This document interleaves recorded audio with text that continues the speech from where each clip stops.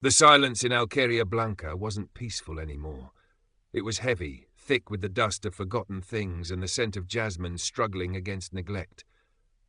Carmen Ramirez, 82 years old, felt it settle in her bones, a deeper ache than the arthritis that twisted her knuckles into gnarled olive branches. She stood by the window of her small, whitewashed house, the one she'd shared with Mateo for 50 years, watching motes dance in the slant of early June sunlight. Outside, the cobblestone street lay empty, the shutters on Senora Elena's house across the way drawn tight for 3 years now. Another soul claimed by the city or the grave. It amounted to the same silence.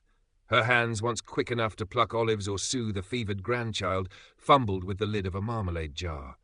A sharp twist, a grunt of effort. Nothing. She sighed, the sound barely disturbing the quiet room. On the wall hung photos. Mateo, broad-shouldered and laughing, hoisting their son Javier onto his shoulders during some long-ago feria. Carmen herself, younger, smiling shyly beside him. Javier as a serious young man leaving for Madrid. Now Javier's face appeared mostly on the small, demanding screen of the mobile phone he'd insisted she learn, his voice tinny and distant, full of apologies for not visiting more. She finally wedged the jar against the counter edge and used her forearm for leverage. The lid groaned open, a small victory, but exhausting. Everything was exhausting now. Even breathing felt like work some days. She spooned a little marmalade onto a piece of dry toast, her breakfast. In the corner, a single geranium on the windowsill offered a defiant splash of red against the whitewashed wall. She tended it meticulously, a small act of rebellion against the encroaching grey. Mateo had loved the fiestas, especially the Fiesta de San Juan. He'd been the heart of it, organizing the bonfire, the music, the shared meal in the plaza. His laughter used to echo off these very walls. Now only the cicadas buzzed, a relentless, indifferent chorus. Later that morning, making her slow way back from the tiny village shop, clutching a small bag of essentials, bread, milk, Mateo's favourite olives she still bought out of habit, she saw Father Miguel standing outside the church. His shoulders slumped. He looked older than his 60-something years, worn down by dwindling congregations and leaky roofs. "Buenos dias, Padre," Carmen greeted him, her voice raspy. "Carmen, buenos dias." He managed a tired smile. "The heat comes early this year." "It does," she agreed. She hesitated, then asked the question that had been hovering in the back of her mind. "Any word about the Fiesta de San Juan, Padre? Usually the council sends notice." Father Miguel avoided her gaze, looking instead at the cracks in the ancient stone steps. "Ah, Carmen, there was a meeting. The budget? Well, there isn't one. Not for the fiesta, not this year." He sighed, a puff of dust rising from his cassock. "Not enough people, they say. Not enough interest. Not enough interest." The words struck Carmen like a physical blow. No fiesta? No bonfire to cleanse the old year and welcome the new? No shared laughter under the stars, remembering Mateo and all the others? It felt like the final betrayal, the ultimate surrender to the silence. Alqueria Blanca wasn't just dying, it was letting itself die. She drew herself up, her slight frame suddenly rigid with indignation. Her arthritic hands clenched the bag. "No," she said, the words sharp in the quiet air.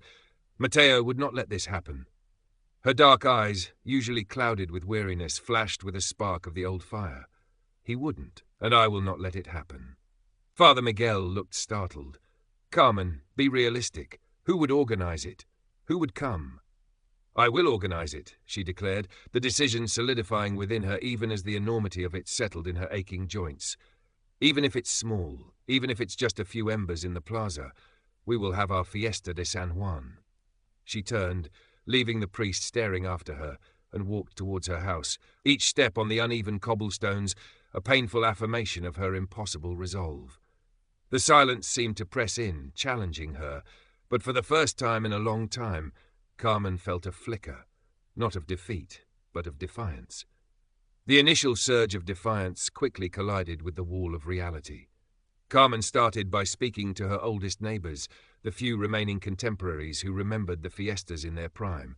Isabel, whose window overlooked the plaza and who served as the village's unofficial news source, listened while shelling peas, her fingers surprisingly nimble. "A fiesta, Carmen? Ay, mujer, are you mad?" Isabel peered over her glasses. "Look around you. Half the houses are empty. The rest of us, well, our dancing days are long gone." She popped a pea into her mouth. Besides, who has the energy or the money? Old Manuel, who spent his days sitting on the bench in the sliver of shade by the fountain, just shook his head slowly, his eyes distant. The world has moved on, Carmen. Let the old ways rest. Their apathy was a damp cloth smothering her spark. Carmen retreated to her house, the silence mocking her. She sat at her small kitchen table and took out her old tin box where she kept her meagre savings, mostly leftover funds from her widow's pension after paying bills and sending a little something to Javier's children for their birthdays. She counted the worn banknotes.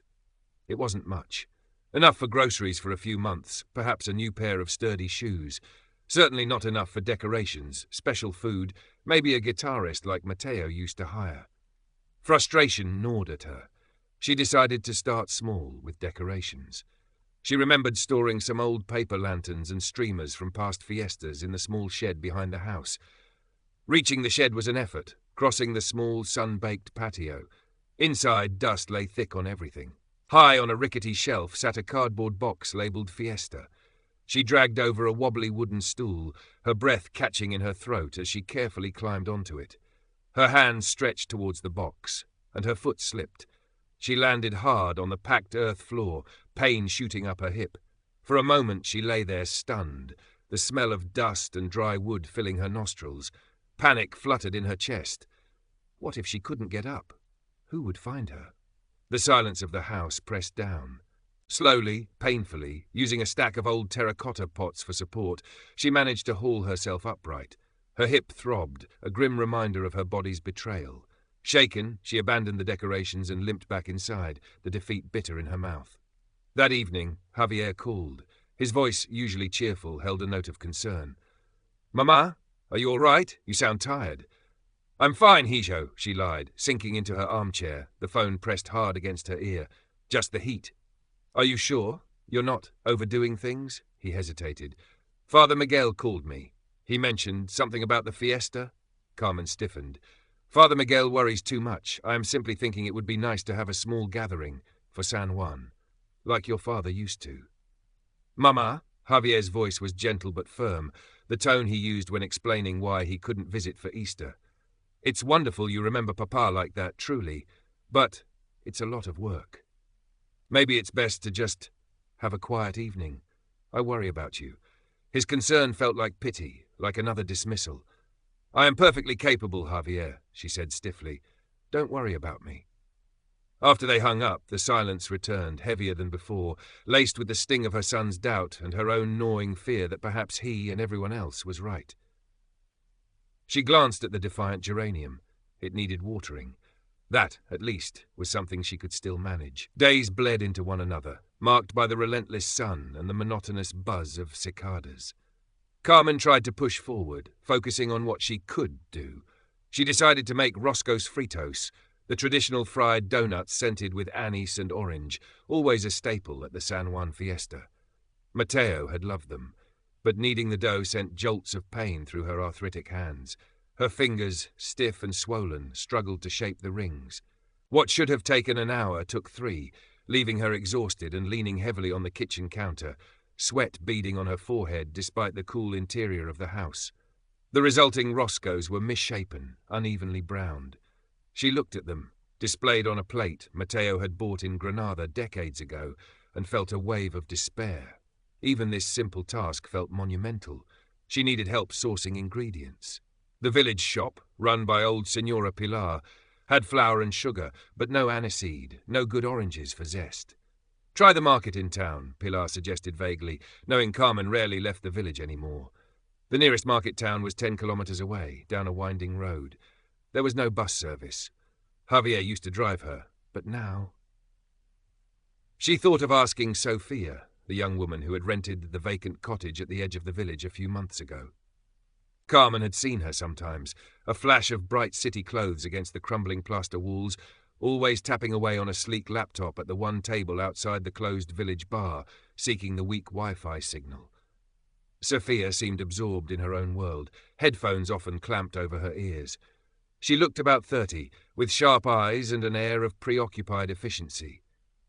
An outsider, Carmen felt a prickle of resentment towards this newcomer who represented the modern world that seemed so indifferent to Alqueria Blanca's fading soul, but Need warred with pride. She found Sophia in her usual spot, fingers flying across the keyboard. Carmen approached hesitantly. "Perdona, señorita?" Sophia looked up, startled, pulling off her headphones. "See?" Her Spanish was fluent, but held the clipped accent of the north. I wondered. Carmen faltered, unused to asking for favors. "I need some things from the market in town for the fiesta." Sophia raised an eyebrow. "Fiesta?" "The Fiesta de San Juan," Carmen said, a touch defensively. "We are having a small celebration." Sophia looked around the empty plaza, then back at Carmen. A flicker of something, pity, confusion, crossed her face. "Oh, right. Look, I'm really busy with work deadlines right now, and I don't have a car, just a scooter." She offered a tight, apologetic smile. "Sorry." She put her headphones back on, a clear dismissal. Carmen turned away, cheeks burning. The rejection, polite as it was, felt sharp. She walked back towards her house, the misshapen Roscoes on the plate suddenly seeming pathetic. Maybe Javier was right. Maybe Manuel was right. Maybe it was time to let the old ways rest. The silence felt less like a challenge now, more like a shroud. That night she dreamt of Mateo, young and vibrant, calling her to join the dancing around a huge bonfire, its flames leaping towards the star-filled Andalusian sky. But when she tried to move, her feet were rooted to the ground, heavy as stone. A few days later, Isabel stopped by, ostensibly to borrow some thread, but really for gossip. "Did you hear?" she whispered conspiratorially, settling herself uninvited at Carmen's kitchen table. "Sophia, the city girl, she almost crashed her scooter yesterday, swerved to avoid one of those stray cats near the olive grove." Carmen felt a pang of concern, quickly suppressed. "Is she all right?" "Just scraped her knee, apparently. But," Isabel leaned closer, "they say she was quite shaken, sitting by the roadside crying, until old Paco found her on his tractor." The image of the self-possessed Sophia, crying by the roadside, lingered with Carmen. It chipped away at the wall of resentment she'd built. Perhaps the city girl wasn't entirely impervious. Later, Carmen saw Sophia limping slightly as she carried groceries back from Senora Pilar's shop. On impulse, Carmen stepped out of her doorway. "Señorita Sophia?" Sophia stopped, surprised. She wore a bandage on her knee. "I heard about your accident," Carmen said awkwardly. "Are you badly hurt?" Sophia managed a weak smile. "Just a scrape, more embarrassing than anything." She shifted her grocery bag. "Stupid cat." "Those cats," Carmen nodded gravely. "They think they own the village." An unexpected moment of shared grievance.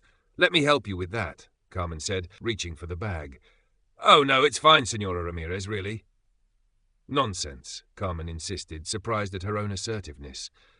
Her pride usually recoiled from offering help as much as asking for it. She took the bag, heavier than she expected, and walked slowly alongside Sophia towards the rented cottage.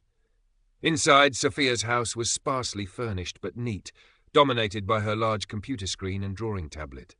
It smelled faintly of coffee and disinfectant. Carmen placed the bag on the small table. "Thank you, Senora," Sophia said, sounding genuinely grateful. "Would you like some water or coffee?" Carmen hesitated, then nodded. "Water would be nice. Gracias." As Sophia fetched the water, Carmen's eyes fell on a sketch pinned to the wall, a surprisingly evocative drawing of the village church tower at sunset, capturing the melancholic beauty Carmen knew so well. "You drew this?" Carmen asked when Sophia returned. Sophia flushed slightly. "Just sketching. It helps me think." She handed Carmen the water. "It's quiet here, very different from Barcelona." "It was not always so quiet," Carmen said softly, looking at the drawing. "The fiestas, they filled the plaza with life." Sophia looked at her, a new curiosity in her eyes. "Tell me about them." And so Carmen did. She spoke of Mateo, of the music, the dancing, the shared food, the towering bonfire on San Juan night, the feeling of community that seemed lost now. She spoke not with bitterness, but with a quiet longing that resonated in the small room. Sophia listened, truly listened this time, her earlier detachment replaced by attentiveness. She asked questions, her sharp mind grasping the significance of the tradition beyond mere nostalgia. When Carmen finally rose to leave, the sun was beginning to dip towards the hills, painting the sky in hues similar to Sophia's sketch. "Senora Ramirez," Sophia said as Carmen reached the door.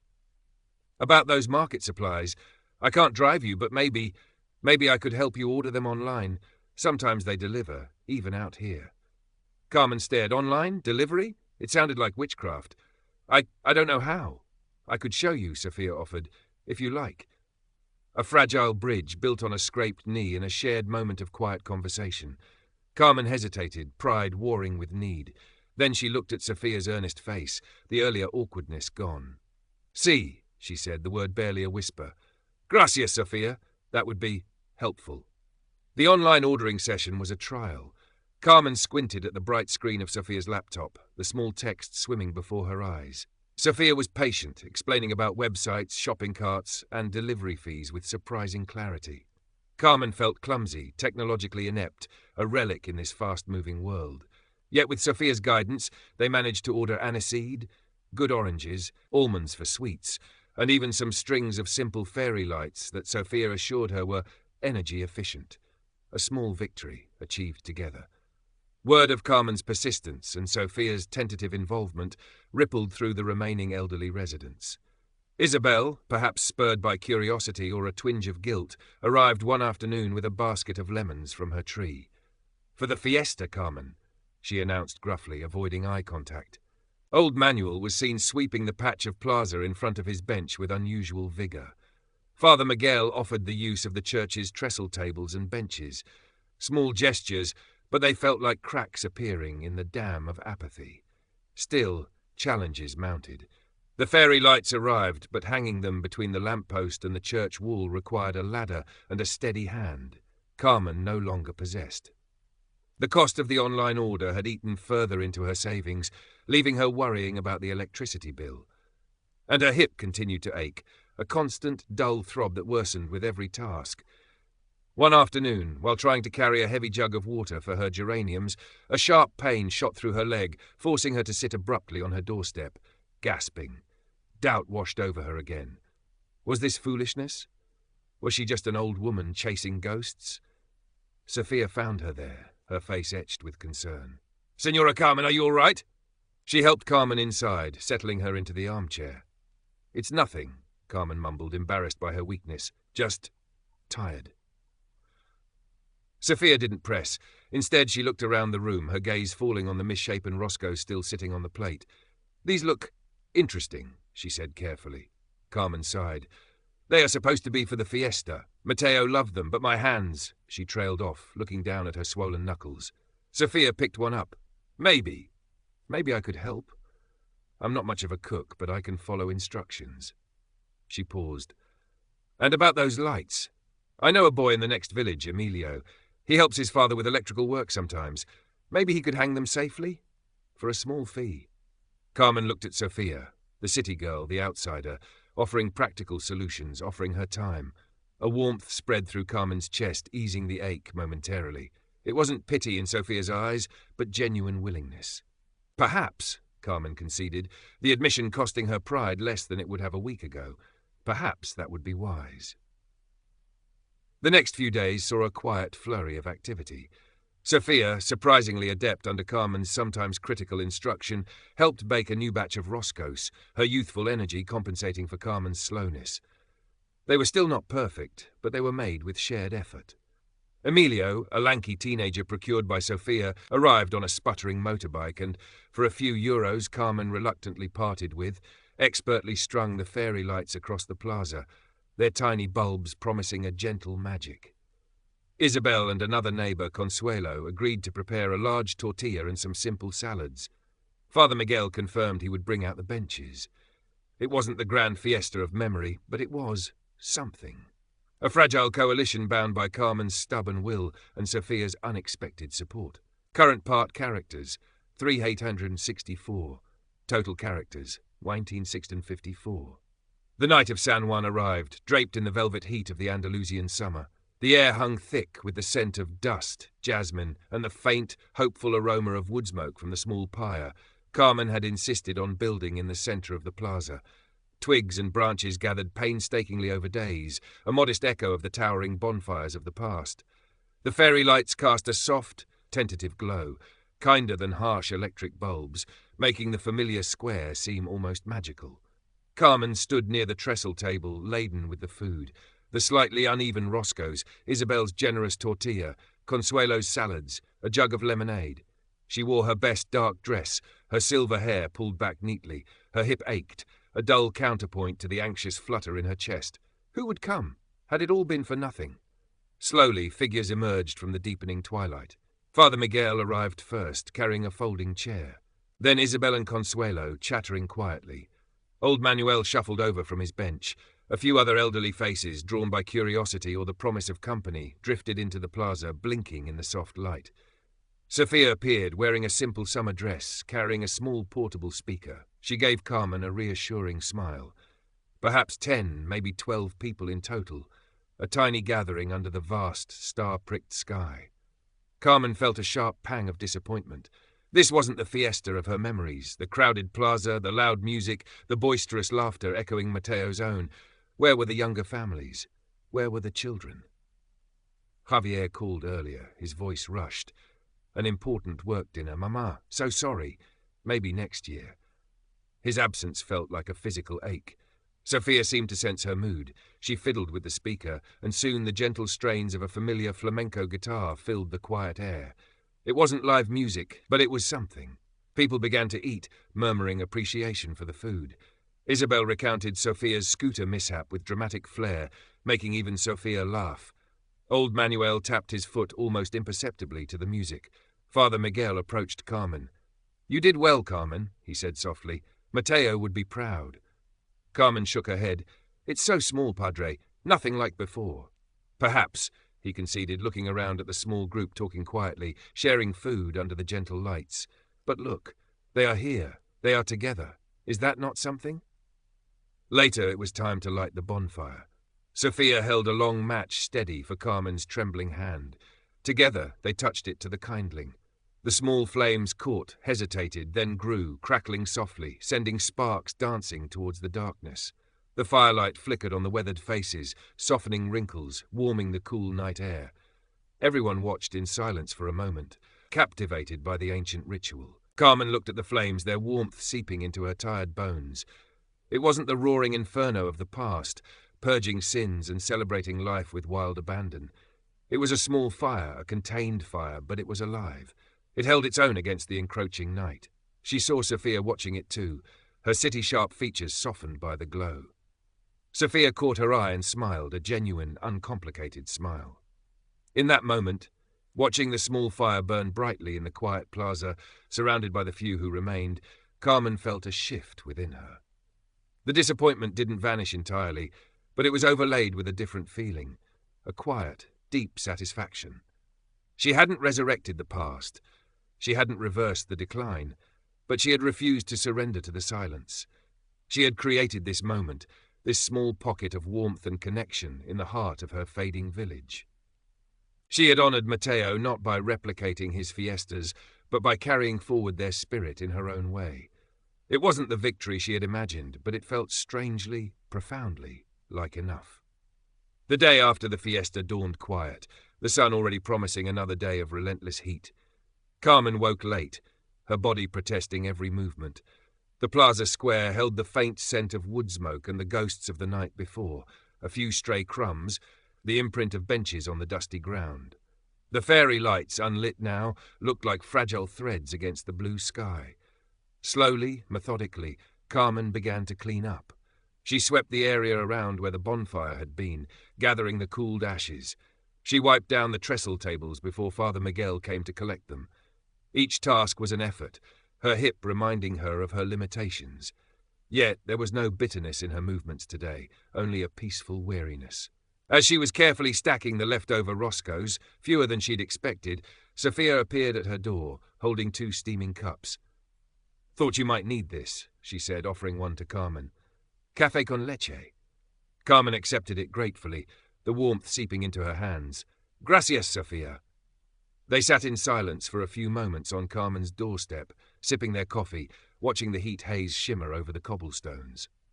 The easy silence felt different from the heavy quiet that usually permeated the village. "It was nice," Sophia said finally, looking out at the plaza. "Last night, different from anything back home." "It was small," Carmen replied, but the word lacked its earlier sting. Small things can be important, Sophia said, surprising Carmen with her insight. Like that drawing you liked, or these geraniums. She gestured towards the pot on the windowsill, its red bloom vibrant in the morning sun. You take good care of them. Carmen followed her gaze. The geranium. A small splash of colour, a tiny act of persistent life. Like the fiesta, like her own stubborn refusal to fade completely into the grey. They need water every day, Carmen said simply, especially in this heat. Sophia stayed for a while longer, helping Carmen put away the last of the fiesta remnants. Their conversation was easy, punctuated by comfortable silences. When Sophia left to start her workday, waving goodbye from the corner, Carmen didn't feel the usual pang of isolation. A connection had been forged, fragile perhaps, but real. Later that afternoon, Carmen sat by her window, looking out at Alqueria Blanca. The village hadn't changed. The shutters across the way remained closed. The silence would soon settle back in, deep and familiar. Her body still ached. Her savings were depleted. Javier was still far away in Madrid. The forces of decline and apathy hadn't been vanquished. They were patient, persistent foes. But something within Carmen had changed. She had faced her limitations, her pride, her fear of becoming useless. She had learned, reluctantly at first, then gratefully, that accepting help wasn't a sign of weakness, but a different kind of strength. She had discovered that community wasn't just about large crowds and loud celebrations, but could be found in shared work, quiet conversations, a cup of coffee offered at the right moment. She hadn't revived the past, but she had found a way to live meaningfully in the present. She had tended a small flame, and for one night it had pushed back the darkness. And sometimes, she thought, looking at the single defiant geranium blooming on her windowsill, a small flame is enough. It was enough to keep going. She picked up her watering can. The geranium needed tending. It was a small task, but it was hers, and today it felt like everything. Current part characters, 3821, total characters, 27,540.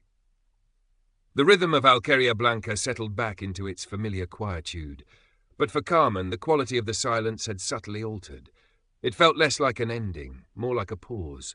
The small victory of the Fiesta de San Juan hadn't miraculously rejuvenated the village, nor had it eased the persistent ache in her hip, but it had rekindled something within her, a quiet resilience, a renewed sense of purpose found not in grand gestures, but in small, deliberate acts.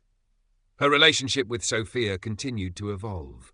The younger woman would sometimes stop by after finishing her remote work, sharing stories of her city life that sounded both alien and intriguing to Carmen. Sophia in turn started asking Carmen about village history, about the properties of local herbs, about Mateo.